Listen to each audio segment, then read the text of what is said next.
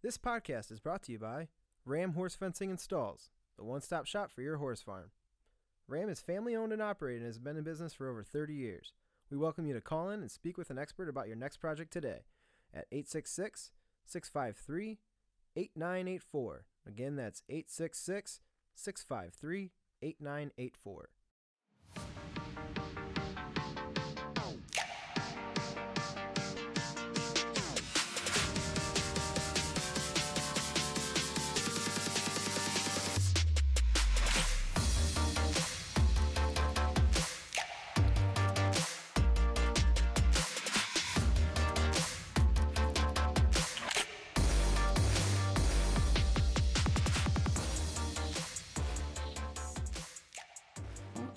Ever since I was 5 years old, I wanted a horse. And I asked every Christmas for a pony or a horse. And for years and years. And, of course, I never got one, but got married. And, before I got married, I started taking lessons. And nobody in my family are horse people. They don't get the horse bug. They don't get it at all. But I was, my parents came out to my first show. And after that first show, I was bitten by the bug a lot. I came in first, and we didn't have regular clothes or anything like that.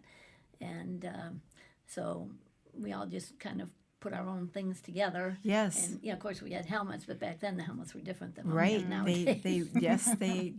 Yes, Yeah. they were. No strap, nothing. Right. But it was at Wildwood Stables in Temperance, Michigan. Okay. And it was really a good experience for me. But then I started dating this guy, and then we got married, and we moved to Wisconsin. And then we moved around for his job because he had to move up. He had to move around. So we ended up, I had a hiatus for a number of years, and one of his jobs took us to Greene County in Ohio. And one of his librarians said there's an opening at our stables for classes, and so he came home and told me that, which was a shock because he was not a horse person. But I knew how much I loved horses, so I went out and I checked out the place, and I loved it. And it was a therapeutic riding program. It's called the Riding Center in Yellow Springs, Ohio, and it was just a great experience. It's hard when you move around to make friends and everything. Sure. So I really enjoyed making friends there. And then I started with a therapeutic program because I have a background in mental health. I'm a retired mental health worker. And so a lot of the kids were autistic and that kind of thing. And it's interesting how horses respond to children like that. We had one girl that she was about 14, did not want to get off the horse. There's no way I'm getting off this horse. She was screaming at the top of her lungs. And all these horses are just standing there. Wow. And then her dad took her off of the horse, and she threw herself on the ground, and she was rolling around underneath the horse. Oh, wow. And most horses don't respond to that very well. Yeah. But his name was Ben, and he was so good. He just kind of stepped to the side, and he looked down at her like, "Can I help you?" Aww. And he was very careful, make sure he didn't hit her. And it's hard to find horses. Tried and true horses. Mm-hmm.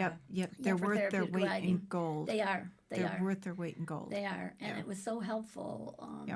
The therapeutic riding, I would recommend it for anybody who has physical ailments or mental health ailments, anything like that. It was this lady was trained up in Michigan, the lady who ran the place, and it's a beautiful. If you ever get a chance to stop by, it's very easy to find. In Yellow Springs is a little town.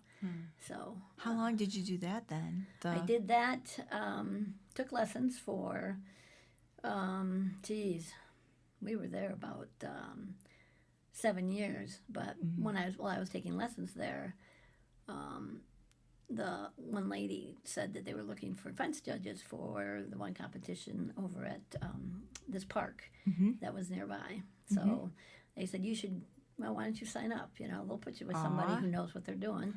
So I did, and it was just amazing that how much I liked it. I enjoyed it a lot, and I knew the organizer at that time, and so my plan was to get a horse to event, at least at novice level. Well, we had to move again.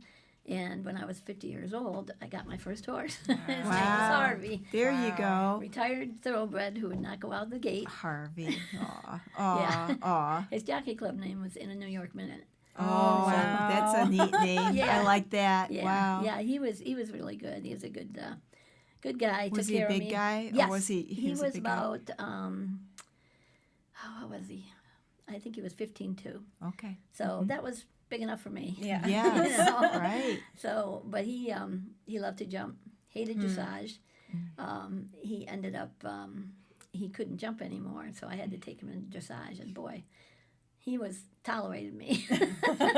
So, can I ask you, at your lessons, you'd had all the lessons and things, going right along, and now then, though, at 50, you get this horse, and it had to be like the connection, though, had to be wonderful at that point because it was your horse now. You know what I mean?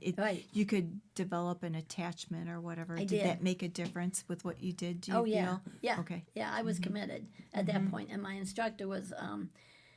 She rode out in Pennsylvania and did hunters, but she didn't like doing the hunter circuit all the time, so she moved out to Ohio here, and she was a very good trainer.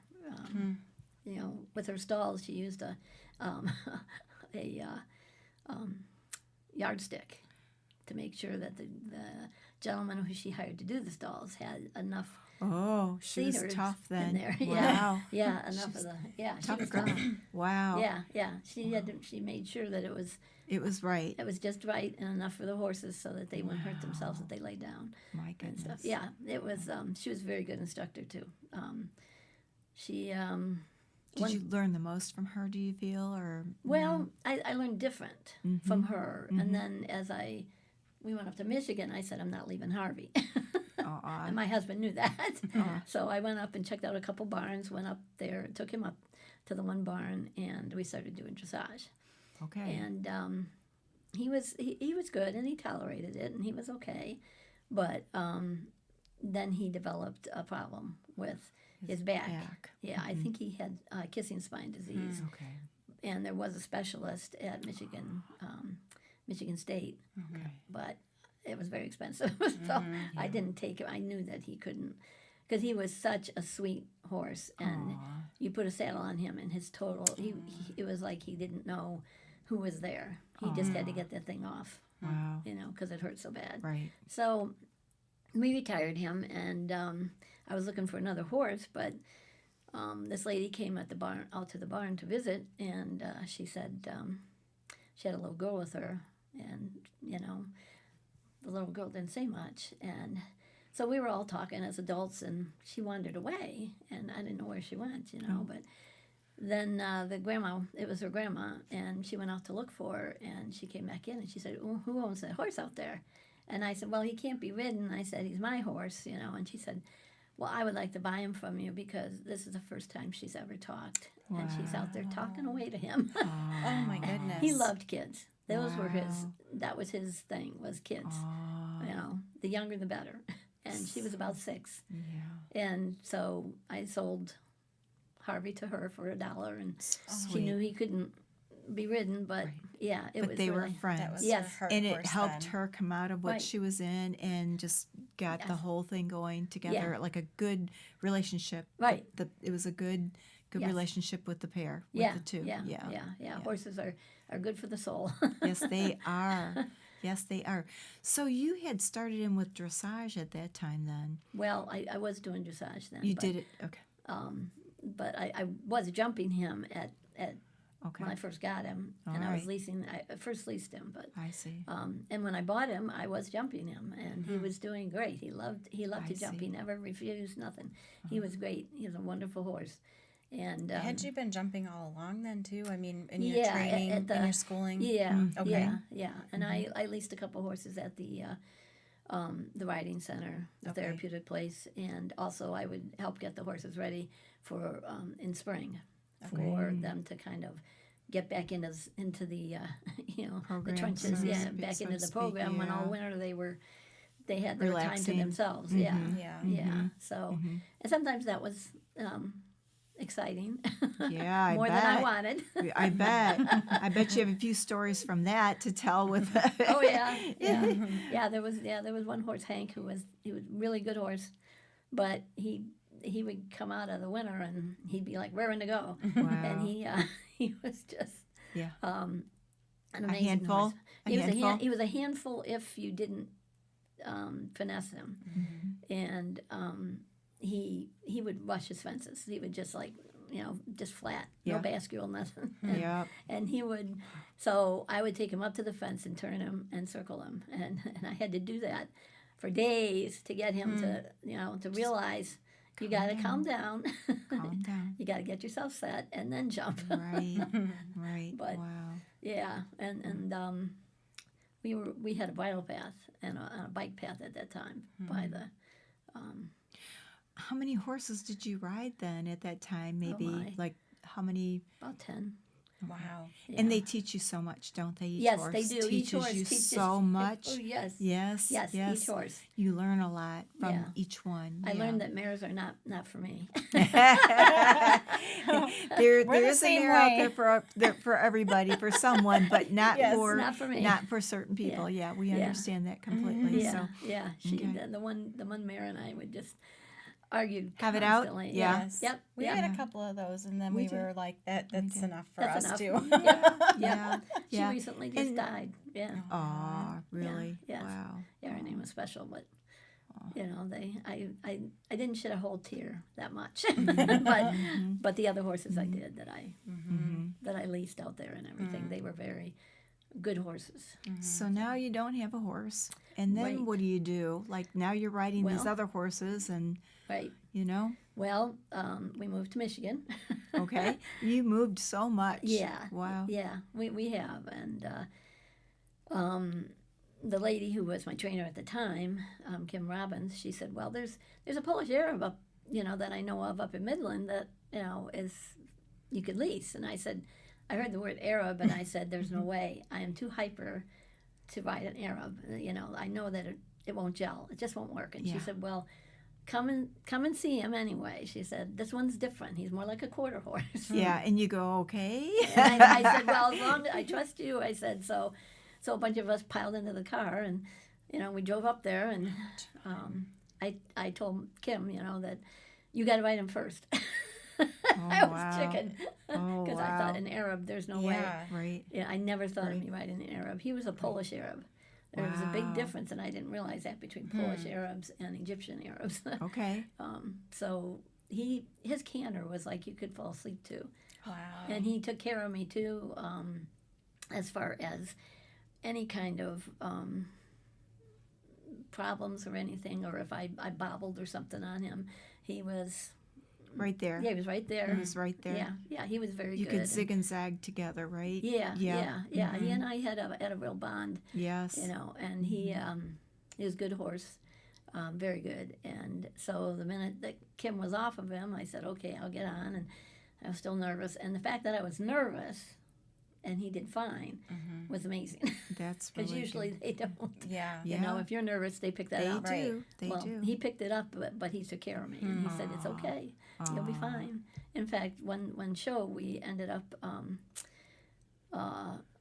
going out into the ring, and it was a very windy day, and everything's blowing Aw. around and all that, and Wind is tough. Yeah. yeah. But he was fine. He was fine with it, and we were heading down the one side at a trot, and people were around the ring with their trailers and that kind of thing, and some had awnings and stuff. Well, as we're heading down the one side, the awning Oh my. went up in the air, Oh my. and his eyes went up in the air, but he kept on going, Wow. and Boy. his eyes were following this It's a thing. solid good boy. Yeah. And Wow. I just said, "Don't worry about it. Just keep going." So Yeah. he just kept doing, Wow. kept going. Sweet. Yeah. Oh, Now, did how you sweet. jump him, That's or what- was that was it more of more a dressage? No, dressage? he was more dressage. He didn't jump. Okay. Yeah. Okay. Yeah, a 19-year-old trained him. Wow. Yeah. Wow. Yeah. Yeah. So. And I've got to ask you this with being both hunter jumper and dressage. I've done just a little bit of dressage, but there's so much to it, just so much to it. Yes. So why did you what led you to, what did you like about it? That it's an absolute discipline, and there's a lot of it's schooling on the flat. Right. So what did you like about it? Was it just such a challenge that you enjoyed that, or? I enjoyed the challenge, but I also enjoyed the partnership with the horse. Yeah. That he knew a lot of the moves already because he had been trained, and that was good. I needed a horse like that. But my instructor said that I was natural with him, that I was very good with him, and so I enjoyed not having to worry and be afraid of the horse, and I enjoyed being able to focus on perfecting his halts and his the circles. He knew the right circle, but I had to learn it. Nice. And what was he at a level when you got him, or did you rise to a level in dressage together? Or she had taken him, I think, to what's his third level? No, not third level. Right after training level. Okay. She had taken him up there. Okay. And she was planning on taking him further, but she had his half brother, and she was working with him. And Sure. So she wanted to lease this horse, and it was really great partnership with them because they didn't charge me. All I had to do was pay for bed bills and boarding and all that. Wow. So that was great, and I was lucky that I had a good trainer. I was taught dressage wrong the first time that I, not at the riding center, but at another barn, and to go from the front back. Well, the horse's motor is, of course, in the back. That's right. And I learned from Kim how to engage the horse from the back, and just use his head to kind of balance and that kind of thing. And it was amazing. It was so different. He didn't have his neck stuck in or anything. That's so On nice. that point, what would you tell another rider to do to make sure that you're getting the correct training for something like that? Yeah, is there I would check with the instructor and ask them about their style of how do they get a horse engaged, that kind of thing. And if they not aware that the horse's motor is in the rear, and that you want to give them a free head, then I'd move on to another barn. Another trainer. You have to interview a lot of trainers, and I found this trainer through a friend that I was riding with. That she moved to ride with this lady, and she's been down the Kentucky Horse Park a lot. Okay. She has a horse that she's campaigning right now. Okay. I think it's at second level. Nice. So what was the name of this horse then? I'm sorry, Gabe. Gabe, It we was need to know Silverwind his Gabe. name. There you go. Silverwind Gabe. So, okay, beautiful. Yeah. So what did you and Gabe do together then? How far did you go together? Or did you just lesson together? Or? No, we did. We got up to training level, Okay. and I got up to training level 3. Okay. But my husband started getting ill, Okay. and that's when I had to make a decision. Do I Sure. continue riding or not? And I also was having problems with my knees. Okay. I have both knees replaced, but it was the right time. Okay. That was one of the hardest things I had to do, was to let Gabe go.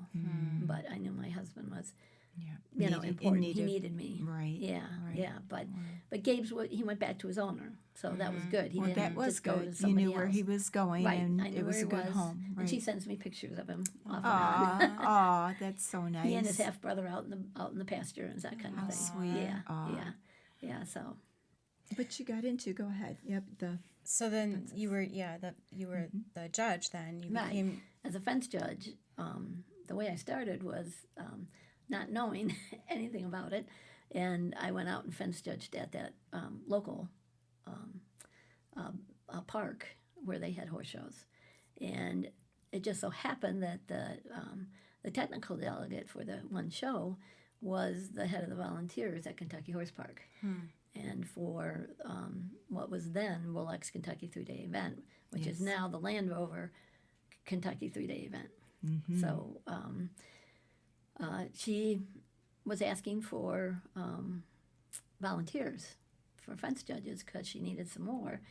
And my one instructor, that was the one at the riding, the therapeutic riding place, she said, well, go talk to her, because they announced it over the PA system, and I said, I can't do that. There's no way I can do that. I'm not that good, and she said, you'd be fine. You'd be great.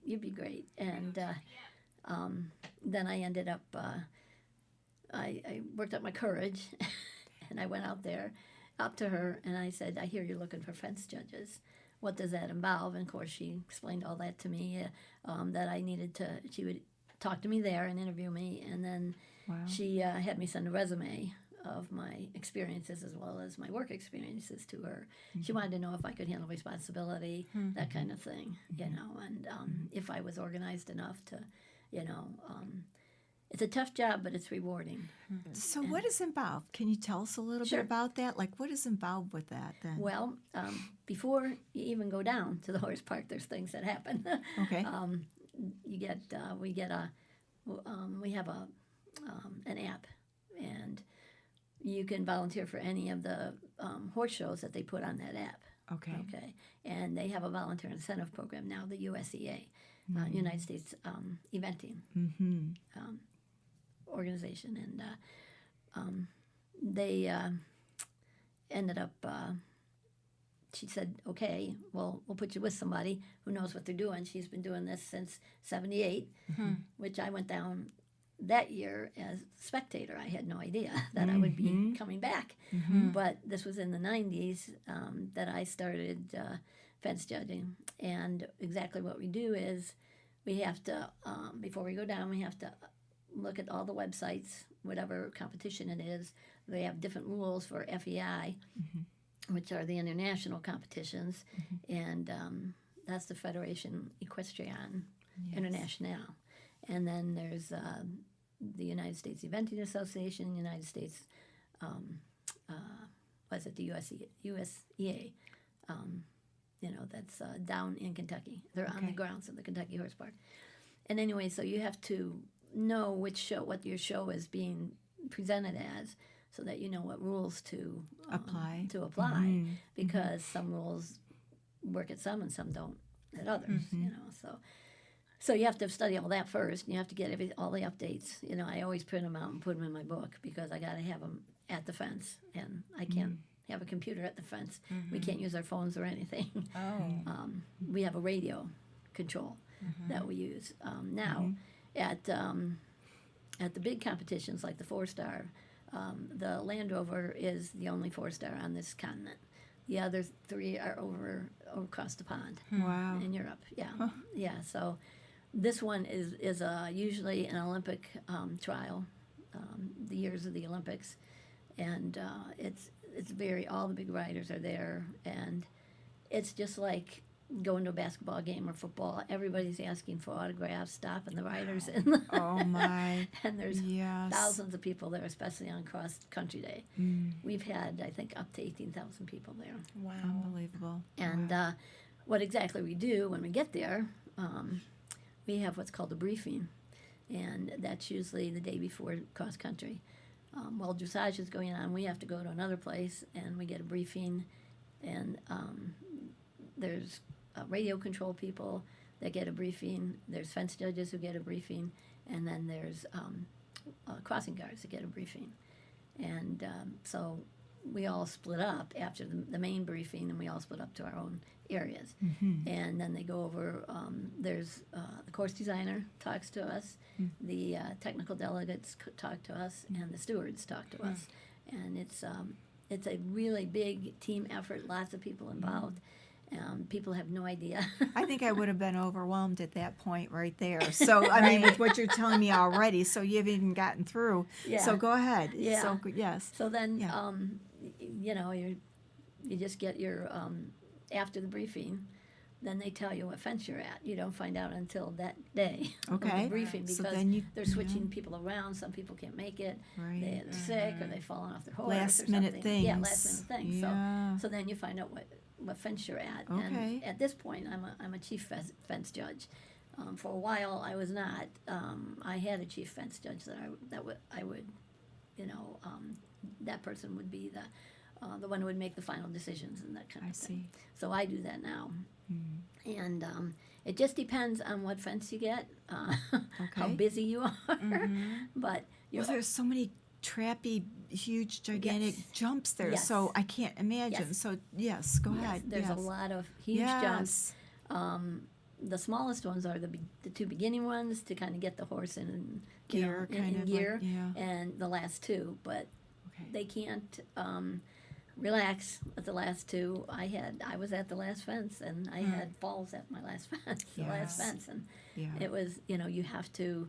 The riders, they depend on us as far as us knowing the rules because they know the rules, and if they'll call us on something that if we call it wrong, they will. They will definitely challenge you and come back Yeah. and say, Yeah, and yeah. you have to stand on what you saw Right. and what you've written down and Right. what you've And observed. for each of these shows, it's different rules for each. Well, depending on who's running it, depending Wow. on which organization, whether it's an international competition, an American competition, those kind of things. So give us an example State of competition.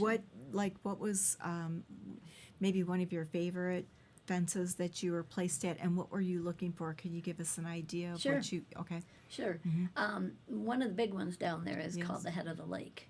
And there's about 10 fence judges at that one fence. And there's thousands of people there. Judges. Yeah. Okay. Okay. Yeah, Are because- you situated in different areas Right. to observe from Yes. different locations? And we have to Okay. stay in that area for the place we pick in the morning. You stay there because everybody has to be judged from the first horse to the last horse. You all have to be judged from the same place. So we all, and the head fence judge makes sure that we're where she wants us to be or he wants us to be. And then also the technical delegate comes over and checks where everybody's at too. Okay. And there's usually camera people there too, so we try to help them out as much as we can, but they can't get in the way of the horse Wow. and rider.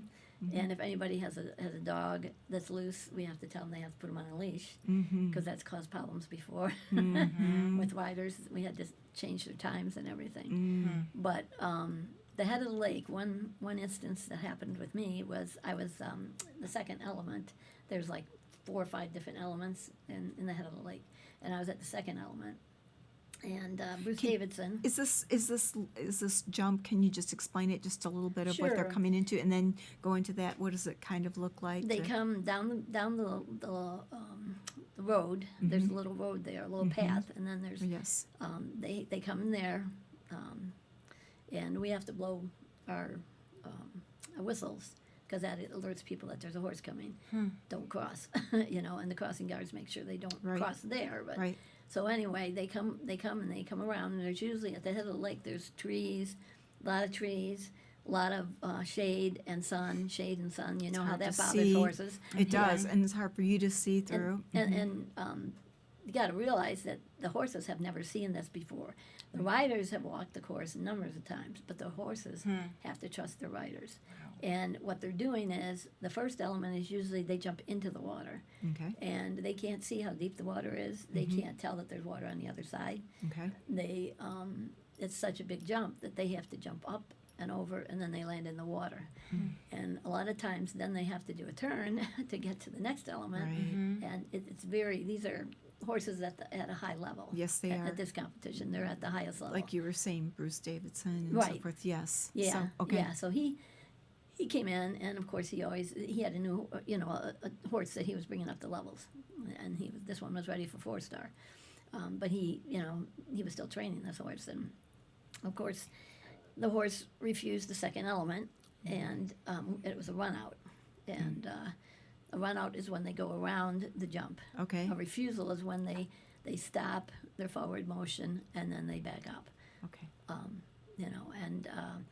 So anyway, the horse went around, and the riders know they can't cross their path if they have a run out, and he knew that. He'd been riding for years, and I was sitting there going, I wonder if he's going to be able to do this. If anybody Right. can, It he sounds can. like Yeah. it had to be exciting moment, right? It was, Yeah. but I had to. What I Waiting had to to do was see. watch, look in the water, see where his horse's hoof prints were, and then I had to watch him come around, where the hoof prints landed, And make and sure he, they and weren't there. he was dead on. It was like maybe an inch to 2 inches on the inside of where They're he. so good. Yeah, and They're I was just like, So wow, good. that's amazing. Yes. Wow. And so I called it clear, and we have to. It's up to the fence judge who's at that fence to call it. We have to call it in the radio, and at the big competitions we have a radio operator that sits with us, and they have to stick to us like glue, because if there's a fall or anything, they have to go out there with us, to the fence to see if everything's okay. They have to call in and radio in to control. So You said there were perhaps 10 people at this jump then. Then so where are you situated? Are you standing back? Are you sitting down? Are you sitting down and waiting, and then you stand up and you look? I mean, you have to be situated in specific spots. So Right. how do you, we pick that out in the morning. Okay. But we also make sure that we're not in the way of the horse, Right. and that we're not going to impede the horse, even if there's a run out or they take off on the rider or something. Yeah, you got to be back so Right, that they can right. do what they're doing and you can Right. see what's going on. Right, we can see what's going on, but so we're not impeding them. Right. Their forward motion, and that's the trick. You learn that as you do it, and the head fence judge is the one who helps you with that. Where to sit, but whether it's hot, 90 degrees, or whether it's raining and sleeting Rain or and shine. snow. Yeah. The whatever only it is. time they ever call a show, or they hold it, what's called a hold on the course, is when it's lightning, because of the bits and everything that the metal, but they go back out, once the lightning stops. And we had it was back then, it was a Rolex. It was before Land Rover took over. And Buck Davidson had 5 horses or 4 horses. They could allow 4 horses. Wow. And he came by us every time. And he finally said, "I'm a little wet." I love it. And I was love like, it. "Yep. Yes, yeah. you are. Yes, you are." Yeah. Aw. So, yeah, that's it's just great when the riders acknowledge us, and when the riders say thank you. It has to feel so good. It does. And We you can live all day on see- that. Yeah, the efforts and the work that they put into this, and to watch these Yes. people that close at those jumps has to be, I mean, just in the air itself, the competition has to be incredible to feel that in Right. the air there. Oh, yes. Let alone talking to those people and interacting, Yeah. is just amazing. Yeah. So, Yeah, it is. It is, and it's but we're all business. You can't have divas there, and we can't have stars in our eyes. yes. We have to make sure that we judge each rider, no matter who they are, accurately Yes. and correctly. Yes. So we, if there's an inquiry, which is what happens, they hold us for an hour at the end. If there is an inquiry into our judging, that they have to do that within an hour. The horse and rider combo has to file that. Now, does that happen very often to you, where there's a No. afterwards? Okay. No, I haven't had one. There was one with a friend of mine that Okay. we're all pretty close to fence judges down there.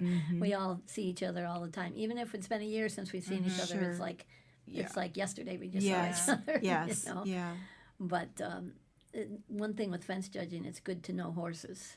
Yes, So my absolutely. husband did not know horses very well, and he was uncomfortable around them. So he went and they asked him to do hospitality, which he said okay, because what they do is they drive the riders around to their stables and that kind of thing, and they also bring the fence judges their lunch and any water if they need water or anything like that. They'll bring it out to us. And the one time Larry's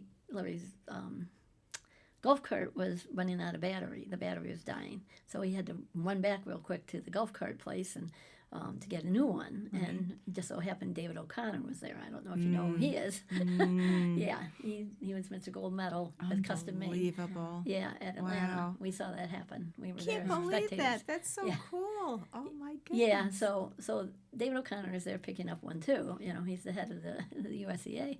He's the president, and so he looks at Larry and he says, "You want to race?"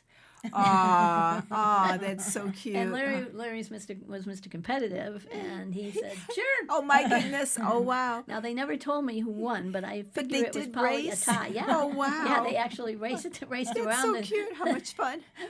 the golf carts thing, and then they both took off for their various jobs that they were supposed to be at. That's cute. Yeah, it was great. Larry told me about that later. You know, Larry was That never had to be special. Yeah, he just Larry never really. I don't know. He just never was impressed, like starry-eyed. Yes. He was always there. He wanted to help the riders no matter what they needed and that kind of thing. You know, no matter who they were. You know, but it was. That had to be fun for the two of you to be there and then Yes. talk about it afterwards. And did you Yes. see this or did you talk to see? No, He so and saw a so lot talked more to than me I or did. whatever. Yeah. I bet. He Well, saw a you're lot more. stationed and Yeah. you're Yeah. focusing, Yep. right? Yep, You know, I'm and you're trying focusing to on the focus. jump. Right. Yeah. And with that, a lot of times spectators have difficulties. Yes. It's amazing how many people are brand new to eventing when they come as spectators, especially at the Land Rover. They hear about it from somebody and they decide Then to they go come. because it's a big weekend. It's called the best weekend all year. That's one of their bylines, Okay. and it pretty much is. And they just kind of the riders are so excited, and they have to qualify for that. They have to win so many competitions to qualify Right. to be there, and they spend a lot of money, you know, on things. But Can't imagine. the main thing is that we have to be very professional. But with the spectators, a lot of times, you also have to be an ambassador for the sport and for the Kentucky Horse Park. There's people who have no idea when there's a horse coming up behind them. And the one rider, I can't remember who he was, but he was trying to get to start. And there were so many people there. He kept on saying, "Excuse me, excuse me, excuse me." Oh wow. no. I felt sorry for him. He was right behind me by my goodness. fence. You know, he was trying to get up to the start. So I kind of, you know, assisted him a little bit with getting Yes. people to part the waters, you know, Right. to Right. get him through. But you know, the riders are so nice, and so It sounds like it. I mean, if they're you're very professional. I mean, you'd be under so much tension for him to be so nice to say, "Excuse me, excuse me." I think I you'd be like, know. "I'm trying to ride, you know, out of my way." Yeah, you'd think people would be Right. saying, "Get out of my way." Right, Well, right. But they don't. Are there things that spectators should know that if Yes. you have never been there? So what are some I'm of glad those you things? asked that question. Good, Kristen. Good. What should people know when they go to something like What this? they And this should- is a big show. What they should know is that horses have the right of way, no matter whether it's a car, a golf cart, or a person walking. The horse has the right of way. So, and they also, if they're at a fence, a lot of them like to sit at the head of the lake, but there's other people are taking pictures, and if they, you should not ask the fence judge, "So how's this fence jumping?" Yes. How many falls have you had? So what happened at that last fall yeah. at your fence? Yes. And those kind of questions, you know.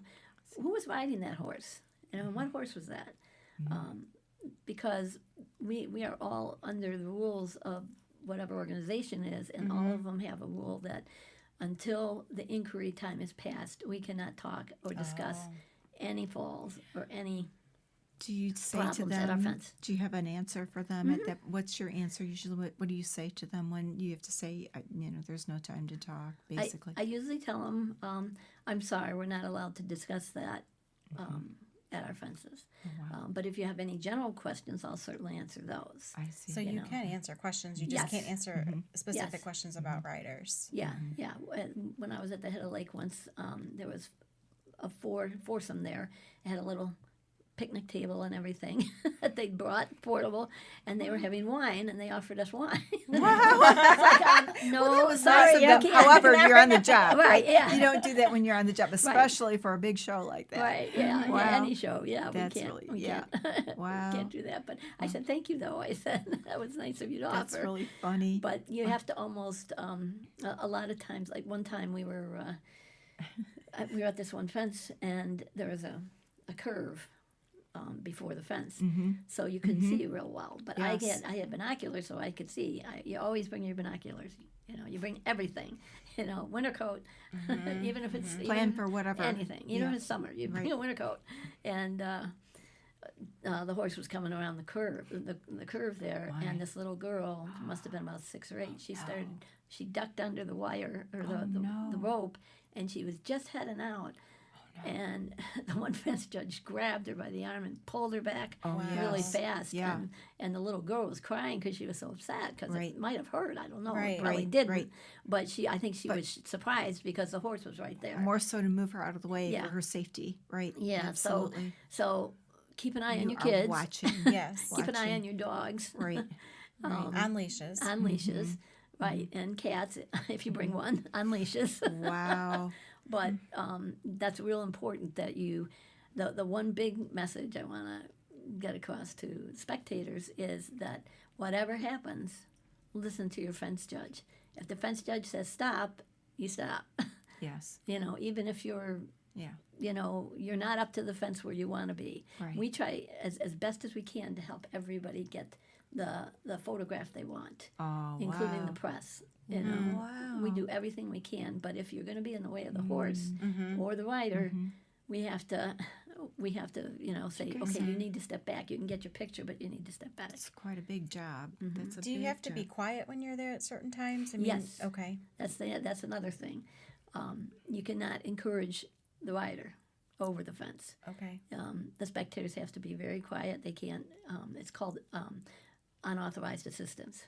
Did you ever have a time where you just wanted to say it so bad, like Oh, you yeah. can do it, or I'm rooting for you, or whatever? Yeah. I bet, and you just have to You be can't. silent. Yeah. You can't because then they'll get eliminated Sure, from of the course, competition, yeah. and you don't want that to happen Yeah. for the rider and the horse because they spend a lot of money to get there. Absolutely. So and a lot of time.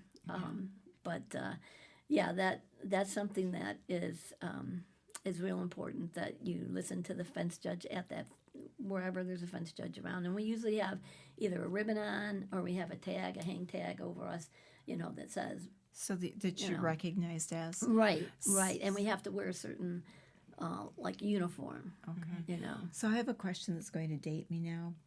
So we used to, you might remember this, but there was a show called Wide World of Sports. Yes, And yes, they'd I say remember it. the victory of winning, the agony of defeat. Yes. So I'm sure you have some. Do you have anything that you'd like to tell us that you saw the victory of winning, the agony of defeat? You know, is there anything that stands out in your mind about that? Well, when we were doing the World Equestrian Games, the agony of defeat was. I'll do that first. Sure, you go right ahead. Yep. This rider, I can't say who it was, but they were first on the day of cross country. They were first out of dressage. This rider got all the way around. I was at the last fence, and the horse caught his foot on the top of the jump. And whenever they fall off the horse, whenever they're separated, it used to be they could get back on. Now they can't. If they're eliminated. Once the rider and horse are separated, they're eliminated, and that's for a lot of medical reasons. Okay. You know, because the adrenaline's running so fast, they don't know if they've broken anything or not. Yes. You know, Yeah. but yeah, it was Adrenaline. Yeah. It was. I was like, I just wanted to give this rider a hug, you know, but I couldn't. Right. You know, but It was a tough one. Yeah, it 'cause, was a really hard one. that Yeah, was just that such was a just disappointment. heartbreaking. Yeah. Yes, it was heartbreaking for the rider. And as far as something that was what was the thing from Level of Sports? Wasn't that the thrill of The victory thrill of victory. and the agony of defeat? I can Yeah. hear him saying it. The thrill of victory Yeah. and the agony of defeat. Yeah, you the know. thrill of Yeah, victory right. was. To me, this is me. For me, the thrill of victory. I got through it. Yes. Now a writer, I can tell a writer one too. But one time, to be able to see the fence, I could not sit in my car. When it's raining, sometimes we can sit in our cars, and judge from there. But it's very difficult. So I thought there's no way I'm going to be able to do this. So I sat out. It started raining at about 5 o'clock in the morning, and we had to be out in the course at 7. And they started riding at about 8 or 9. And all day, You were in the rain. I was in the rain. And it was just, you bring all your rain gear and you bring everything, that you have. And but fence judging, we have these pads we have to use. So we put them in a baggie, and then you write right underneath it. So right, to you speak. open the baggie, write your thing down, Wow. your points down, and then you shut it again. Wow. The rain doesn't get into it. Oh my goodness! And Yeah. you did it. Yeah. And how long did you? You said you were there Till at about 6 o'clock in the evening. and it rained all day. Yeah, and when it's like that, when it rains all day, there's a group called the ground crew, and they were busy that day because they have what's called bluestone that they put in front of the jumps when it's raining like that to help the horse's grip, and everybody has their bigger caulks in their in their the horse's shoes for them to grip on the ground, Yes. and to me, the thrill of victory, the one, there was another one where it was raining, and they were thinking of calling the course. They kept on talking back and forth. Well, let's see, David O'Connor had come through, Karen O'Connor had come through, and then Bruce Davidson it was his turn. Wow. Okay, he was one of the later ones. So here he comes, and I'm at the cottages. These cottages are, they're big, but then you had to jump them on an angle, and then right after the cottages was a drop down. Oh, yeah. They had to slide down this hill, and then they had to do a skinny by a tree. They had to make a curve there, and then skinny by the tree, a tight turn. Well, I just thought, it's been raining just too hard. It's just been raining. Goodness. I don't know why. I don't know what this guy has in him to keep him going. Yeah, I was just amazed, and he just he took the two cottages, at an angle, and then his horse slid down this big drop. this big down. big hill. Yes. And then I, as a fence judge, to stay wherever you're at. Yes. Well, his horse, was coming straight toward me. Oh my It was straight at me. And he turned the horse right before, I swear I felt the horse's hair go by me. Oh my goodness. And you didn't. No, I didn't budge. I didn't budge. I just stayed there. I knew he knew what he was doing. Wow. And so then he did the skinny. And to me, that was a victory for him. It sounds just like it doing for that sure. jump. That was amazing. Wow. And then after his ride, they called the course. Wow.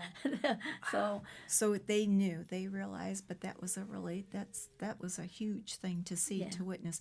You have seen things that nobody gets to see. I wish I could be inside and see what you've seen, because I can't imagine watching these big, huge, gigantic jumps. They're huge with these athletic horses and these riders that just have so much to They give. are. And do you feel like after seeing that you, from these riders, what you could say that, they've worked so hard to get there, what you notice them, is it the heart? What do you think it is that makes them so successful with what I they think do? it's their commitment. After falling, they get up. They don't stay down, and they get up, and they just get back on the horse. Later, of course, not at the competition, but if they have a bad day and they have to pull their horse off the course, they don't get upset. They just say, "Well, it's not his day." Wow. Sometimes they'll say that as they're walking back. Yes. And to us, if they see us, because they have to walk the horse back. So here they are feeling all humiliated, and they're walking through all these people with their horse, but they can't trot the horse or gallop it back. They have to walk it back. Wow. So that's kind of hard on the rider. So I give them a lot of credit for that kind of. I think they have tons of courage, and their horse has tons of courage, and the partnership. If there isn't a partnership there, they're not going to communicate with each other. But they all seem to have that click with their horses, and the horses with them. And that's the beauty of what I like to see is, because they first do dressage, then they do cross country day, and then they do show jumping. And the show jumping is what decides, they also go through a vet check every day. And the morning after cross country is usually everybody's holding their breath. Right. Because sometimes the horses, just tie up Yeah. or something, even after dressage they might tie up, so it just, and the riders are very good that they want to do what's best for their horse. They won't push a horse just because they paid all that money. Wow. They will say, if the vet calls the horse off, They'd say the that's competition, it. They agree. they agree, and they say, they know it's best. yeah, they see it too, but it's neat the way they do the vet check. They trot them, across on the cement walk, and everybody gets dressed up for it. All the riders get. The women wear dresses a lot of times, or pantsuits. Oh, it's And- special. Yeah, and Very the guys special. wear suits with ties. Wow. Yeah, it's just amazing. It's just it's so wonderful to see them. Yeah. Just because you don't usually see them that way. You see Right. them all, Right. dirty and full of water or dirt in their hair or something, and It's quite that in itself is quite a little show in itself. It and is. It's special. It's It's very special. people and get important. there starting at like 4:00 in the morning Wow. to sit in the stands for that, and it's because you're so close to the horses, That's really and neat. it doesn't start until about usually around 8:00. So they'll be sitting there 4 hours, and it changes throughout the day, the weather. So if you ever go as a spectator, make sure you bring boots for the morning with the rain and the dew. Then you have tennis shoes for the afternoon when it's hot and steamy. Yes. And then when it gets cooler towards the evening, then you've got a coat. There you go. Have a coat. Wow. And a hat. Always have a hat because you never know what that sun down in Kentucky is. That's good to know. Yeah. Yeah. Very hot. Very Yes. hot. And you've done this for how long, Margaret? Since about 90, 95, 96. Long time. Yeah. Oh, you So are about an 20 some expert with years. what Yeah. you've done. Yes. And that's so interesting. It's so Good. very interesting to hear. Thank you for sharing all Oh, of sure. that. Yeah, anytime. Yeah, it was. I thank you for asking me. Yes. Very very much beautiful. so. I love it. Very much so. Thank I love you. what I do. Uh-huh.